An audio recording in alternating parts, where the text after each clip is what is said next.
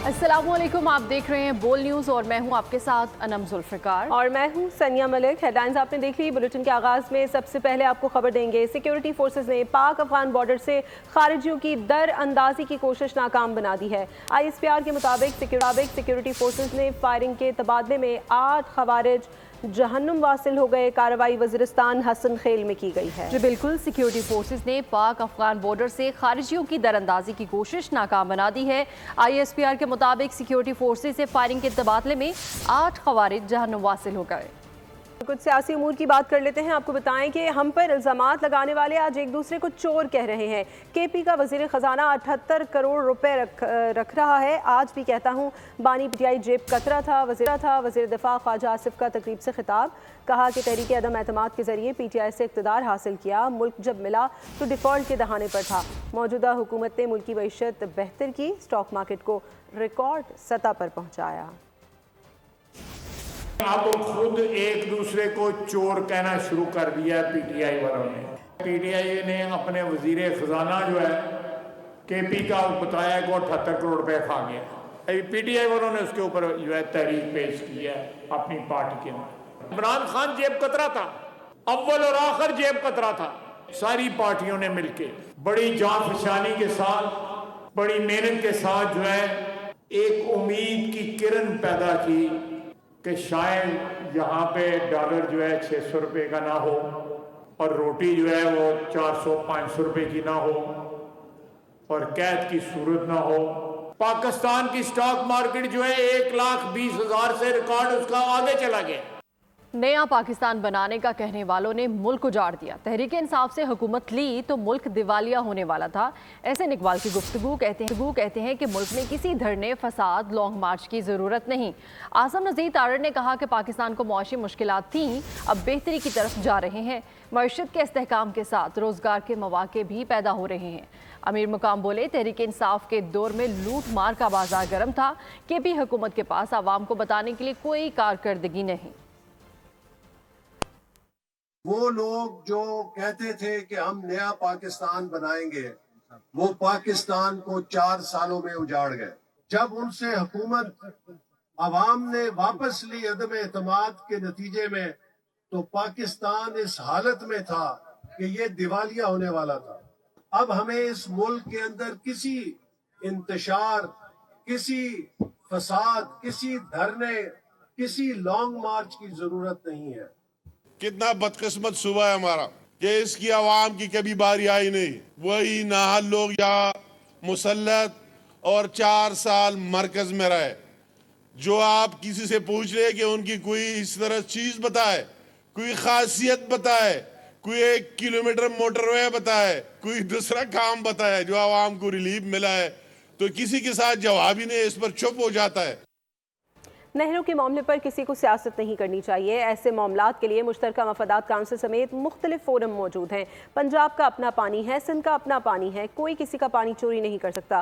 पंजाब की सीनियर वजीर मरियम औरंगजेब कहती हैं, बिजली की कीमतों में कमी किसी मोजज़े से कम नहीं। आने वाले दिनों में मजीद खुशखबरियाँ आएंगी। इंतशार की पैदावार इंतशार ही फैला सकते हैं। मुल्क तकसीम करने वाली जमात आज टुकड़े टुकड़े हो गई। ये ऐसा इसके ऊपर हमें किसी को भी, किसी जमात को, किसी फ़र्द को इसके ऊपर सियासत नहीं करनी चाहिए। ये सूबाई मामलात हैं। इसके लिए CCI का फ़ोरम मौजूद है, जिसके अंदर इस तरह के तमाम जो आपके अगर किसी किस्म के तहफ़्फ़ुज़ात हैं तो वो फ़ोरम आप एक्टिवेट कर सकते हैं। बहुत ही ज़िम्मेदारी के साथ बात करनी चाहिए। किसी का कोई पानी चोरी नहीं हो रहा, ना चोरी हो सकता है इस वक्त, इस दौर में जब आइन मौजूद है। आज पूरी कौम शहबाज शरीफ को सलूट करती है और इंशाअल्लाह इसी तरह आने वाले दिनों में भी आपको खुशखबरी सुनाई जाएगी। लेकिन इस बात का भी ये सबूत है कि अवामी खिदमत हो, अवाम को रिलीफ देना हो।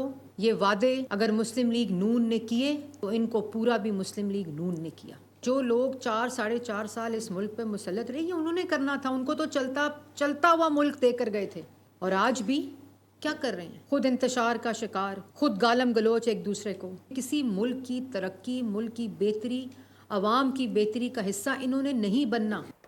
पीपल्स पार्टी रहनुमा खुशी शाह कहते हैं अज़मा बुखारी 1991 का पानी का मुआहदा देख लें फिर बात करें।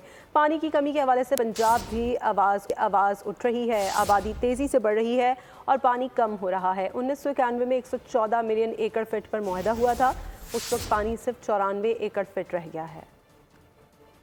ये अकार्ड में उज़मा गिलानी को कहना चाहता हूँ, मेरी बहन बच्ची पढ़ वो देख ले 91 का अकार्ड क्या है।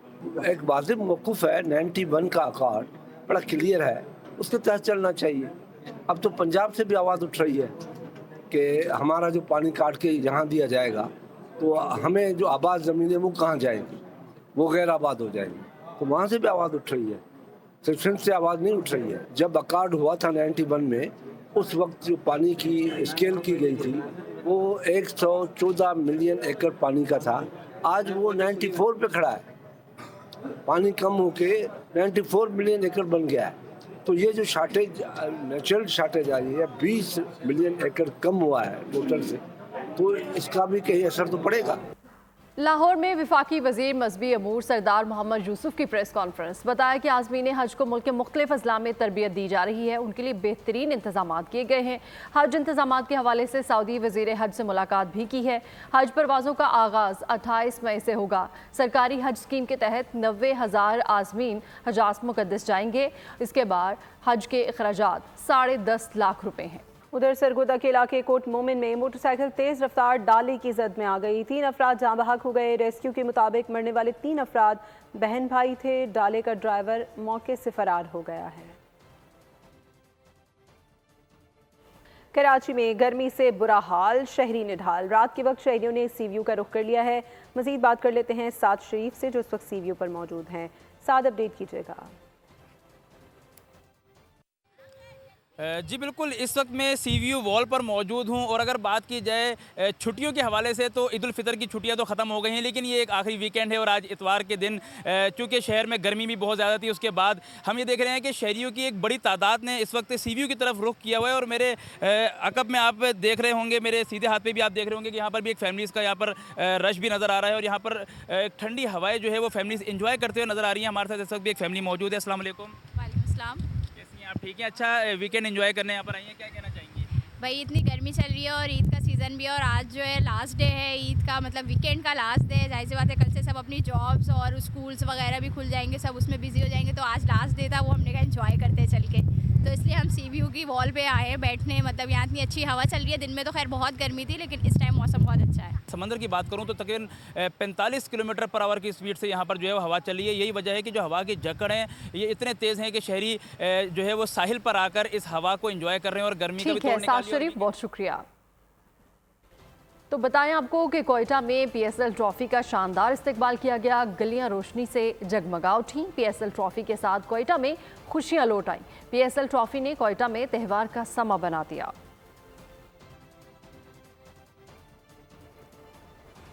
अक़वाम मुत्तहिदा के तहत यौम खेल आज मनाया जा रहा है। दूसरी जानिब मुख्तलिफ खेलों में मैदान मारने वाला पाकिस्तान आज किसी खेल में नुमाया दिखाई नहीं देता। पाकिस्तानी खिलाड़ी कभी आलमी इवेंट्स की जान समझे जाते थे, लेकिन आज बेजान दिखाई देते हैं। इसी के साथ ही न्यूज़ स्टूडियो से फिल वक्त इतना ही। अपडेटेड रहने के लिए विजिट कीजिए हमारी वेबसाइट boldnews.com और देखते रहिए बोल्ड। सब्सक्राइब करें और बेल दबाएं ताकि कोई खबर रह न जाए।